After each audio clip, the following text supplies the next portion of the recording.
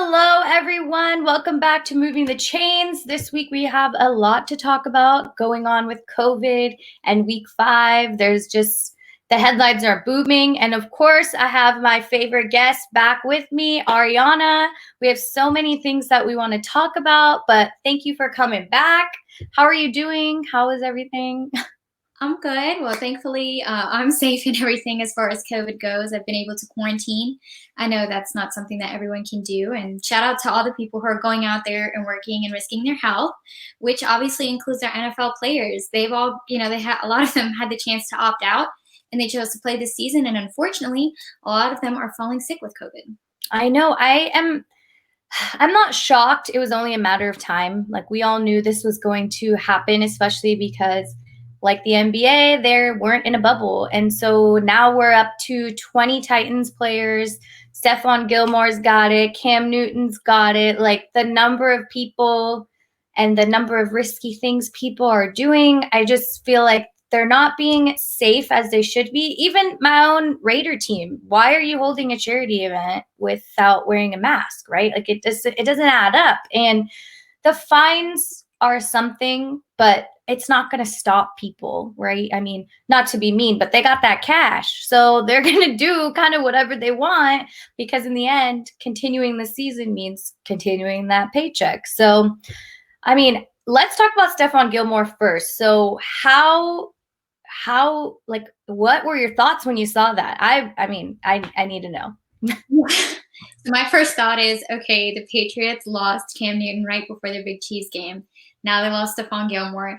Best player on offense, best player on defense, gone. So that's a huge deal for the Patriots and the implications for this season. I mean, this is a team that they're always strong, right? Even with the departure of Tom Brady, you still got Bill Belichick, all right? So, and then with the addition of Cam Newton, you're like, this team is still competitive, right? And they had players opt out and all these things. It changes like every team has, but I felt that they were still competitive.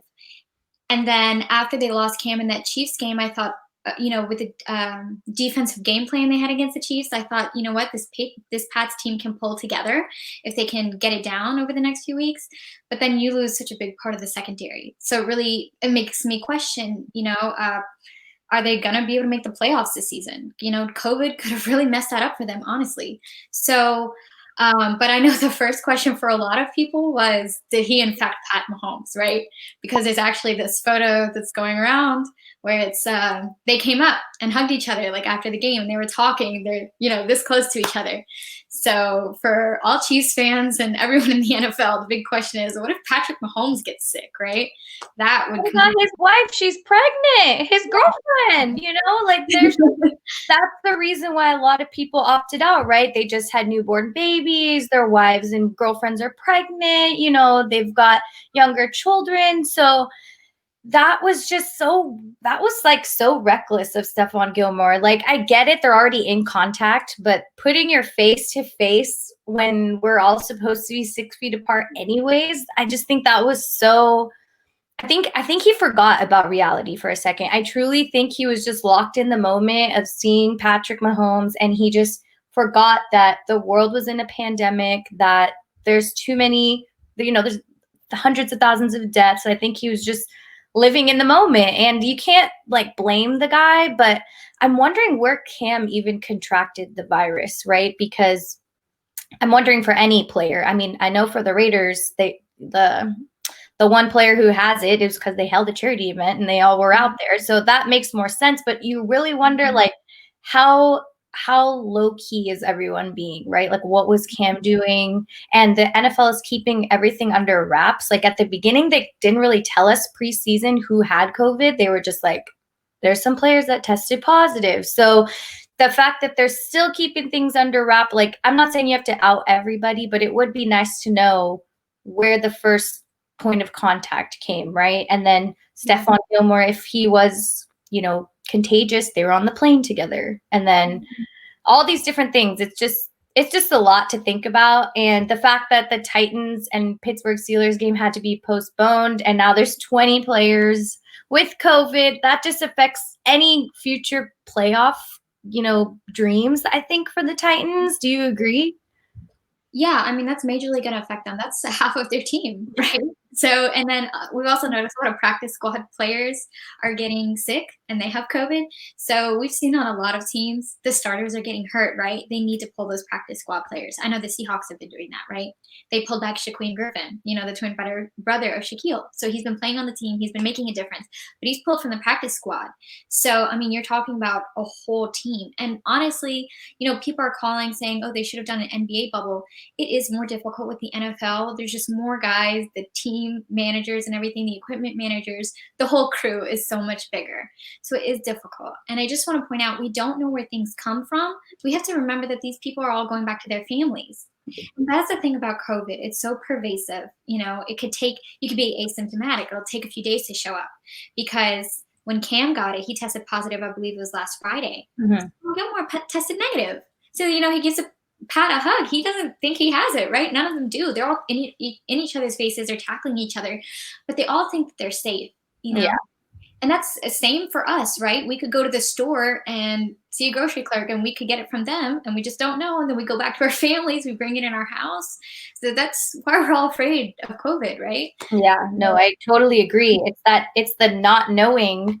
But that is a very good point. If I was negative, I would have never been worried at the game. I would have been like, I just got tested. I'm Gucci. Right. There is nothing to worry about. So yeah, it's just not fair how quickly, the symptoms change over time, and you're just one day you're negative, the next day you've got it. So yeah, I just think for the Titans, it's a very unfortunate situation. And that's back to what I was saying. I want to know where that first point of contact was, not just to, make headlines of it, but more so just so that the rest of the NFL can bring this to their attention, and maybe it'll open somebody's eyes a little more, that they'll be like, hey, we need you guys to just go airport, home, airport, field, practice facility, right? Like, you have 4 destinations that you are allowed to go, and past those points, like, please try not to do it. Like, it's just not doable unless they are fully monitoring, everybody to get on this plane, especially because, they're always going on 2 planes, right? So you're monitoring exactly where everybody's going. And it's just, there's just a lot that they'd have to do. And I feel like if they want this season to continue, 16 full games to continue, then there's something has to be put in place. Or last week, I kind of was thinking, I think the Patriots could have won last week, just saying, if they had Cam Newton. But I'm just thinking that if they put the whole season on hold right then and there, right? They already delayed 1 game back down to week 8, had to force these 2 teams to a bye. Why did they say Chiefs and Patriots were going to be rescheduled and then move it to Monday night? That was weird. I don't get it. What difference did that make, right?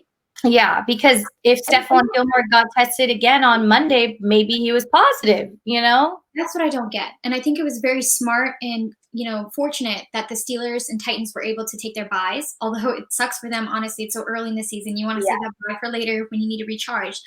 But yeah, what difference did it make to have the game on Monday, right? And that just brings back this thing, and I know we've talked about it, but how much of this comes down to money for the NFL, right? Obviously we know the guys want to play. Us as fans, we want to have the season. But if it comes to health first, we saw a lot of colleges postpone. I think that was a smart decision, because now we're seeing an outbreak in the NFL. And what options do you have? Are you going to cancel the whole season? Are you going to do what the NBA did and say, okay, well, your team is 0-4, you're out, Right. Let's take the top 12 and just kind of get things, are we going to have a shortened season and bring the playoffs up earlier? So, I mean, like the Titans, they're 3-0. You know what I mean? Like, yeah, they have a fighting chance. Totally. No, I totally agree. So, I believe they could beat, the Buffalo Bills if they had the healthy full roster. I think that would be a great matchup. And I think they're playing in like 3 weeks or something along those lines. But yeah, no, I totally agree. I think moving the game 1 day didn't change anything. It gave like the Patriots some hope that they shouldn't have had.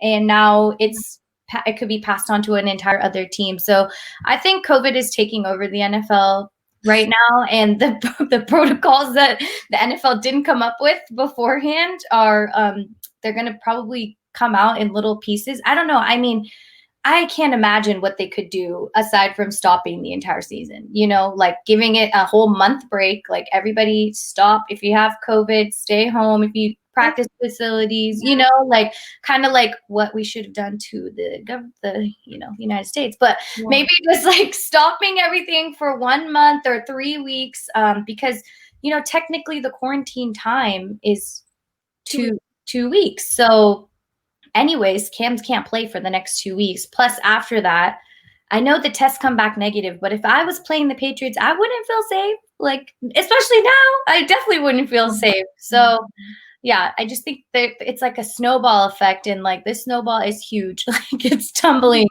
fast, and there's not much else that I think can change. Yeah, so I mean, that's the difference between just a regular flu season and coronavirus. And that's what we all talked about in the beginning when we're still trying to understand this disease is it is so contagious. It's just, okay, stay 6 feet apart, wear masks, I mean, obviously wearing a mask is just really going to keep you from giving it to other people, right? So, I mean, just think about in one of these facilities or just in an NFL game. The thing I kept thinking is you're running to tackle someone, right? Sure. Or players sometimes get angry, get in each other's face. Like this is a contact sport. This is not a tennis court where you can or a baseball field, whatever. Right. So, it's inevitable. And then if one person gets it, it's an outbreak. So yeah, how do you contain that? You either let everyone in the NFL get it or you scale back, right? But maybe what you suggested, like even if they just had like kind of like a double bye week, I guess 2 weeks. But then as we said, like there's more factors in this, like people's families, like you could have your in-laws visiting or something, right? Or just all these little things. So how do you implement those measures? Do you have the players all stay in a hotel at least for the 2 weeks and maybe quarantining away from their families? Is that something you ask them to do? I was just going to say that. I think I know it's something that many people don't want to do, but the NBA did it. They've been in a bubble for 100 days, right? We know you miss your families when you're playing and things like that. But if you chose to opt in for the season, you kind of chose to see whatever the NFL tells you to do, you're going to have to do it. Go back to the hotels. Like maybe what if they just set all the players in a hotel? They booked up a hotel for the whole team. You guys stay there. You guys get back on the buses, back to the plane, back home, right there. Like unless they're heavily monitored, there's just no other solution. And we know it's not going to stop. Right. It's not even that these players are bad. It's easy to think that like, oh, they're so irresponsible. I saw no, and it's fair. But I saw Stephon tweeted. He's like, I did all the precautions necessary, and I know he has young children, right? So they don't want to hurt anyone. Obviously, none of them want COVID. No one does, right? Yeah. Like we think it's okay to just go to the grocery store. I even think, okay, I'll put my mask on. I'm minimizing risk. I'm going out like as infrequently as possible, But that's the thing. Like you don't know who has it. The person don't know they have it. So, that's the risk. But yeah, I think that, in a hotel, maybe even for a month, like a quarantine period. And maybe they play games during that time. Maybe they don't. Maybe they start weeding out some teams early. I mean, I'm sorry, 0-4 guys. Like, why are you still here? Poor Matt Ryan, don't talk about him like that. No, God, I never thought after that Super Bowl loss, the Patriots, it's like you never thought that was going to happen. Anything like that could happen against the Falcons. And then already this season, it's just like, I know.